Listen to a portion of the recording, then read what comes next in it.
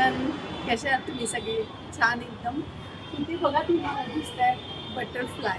Actually हे बटरफ्लायचे colourful नाही आहेत, पण आपण जर खरा बटरफ्लाय बघतो तर बटरफ्लाय खूप छान सुंदर सुंदर सगळे रंग असतात त्याचे आणि ते आपल्याला खूप आवडतात. म्हणजे बटरफ्लाय उडताना बघितलं की आपल्याला खूप आनंद होतो. पण त्या बटरफ्लायचं जर आपण बघितलं त्याची कहाणी काय असते, ते एक सुरवंट असतं. त्याच्यावर खूप काटे असतात वेगवेगळ्या प्रकारचे आणि ते सुरवंट एकदम छान रूपांतर त्याचं बटरफ्लायमध्ये होतं, फुलपाखरामध्ये होतं. तर ते फुलपाखरामध्ये होताना त्यांनी किती त्रास सहन केला आणि त्याचा त्रास कुणाला कळत नाही.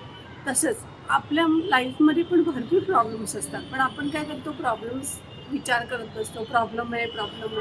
पण समजा आपण पण त्या प्रॉब्लेमवर स्वतःच विचार करून काही मार्ग निवडले, काही मार्ग केले किंवा काही सोल्युशन्स काढले, तर आपले काही गोष्टी असतात, जे प्रॉब्लेम्स असतात, ते आपले प्रॉब्लेम्स जाऊन आपण त्याच्यावर एक छानसं आपलं पण एक फ्युचर, म्हणजे आपलं एक जीवन खूप सुंदर बनवू शकतो.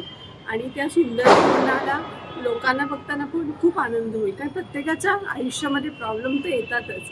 असं कोणी नाही की त्याला प्रॉब्लेम्स नाही आहेत, पण प्रॉब्लेम्सवर काम करून त्याला आपण कसं छान बनवू शकतो, सोल्युशन्स काढू शकतो आणि आपलं जीवन एकदम सुखमय, म्हणजे फुलपाखरासारखं बनवू शकतो. जसं आपण म्हणतो की फुलपाखरं छान उडतं आणि आपण त्याला बघून खूप आपल्याला मस्त वाटतं की फुलपाखरू किती छान उडतंय आणि कुठे कुठे जातंय, किती छान कलर्स आहेत त्याचे. तसेच आपल्या आयुष्यात पण खूप प्रॉब्लेम्स असतात, पण आपण त्याच्यावर काम केलं आणि आपण ते प्रॉब्लेम्सला उडवून लावले आणि आपलं आयुष्य तसं सुंदर, छान आणि फुलपाखरासारखं करू शकतो.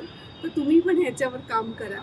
तर आज मला असं वाटलं की फुलपाखरूचा टॉपिक घ्यावा म्हणून मी देते. तर सुरवंट पासून कसं फुलपाखरू बनतं त्याचे व्हिडिओज तर खूप आहेत, तुम्ही बघा आणि तसेच तुम्ही तुमच्या आयुष्यात त्या सुरवंटापासून जसं फुलपाखरू बनलं तसंच तुम्ही पण तुमच्या आयुष्यात खूप छान, तुमचं आयुष्य छान बनवू शकता. आणि नेहमी आनंदी राहा, खुश राहा. Bye bye.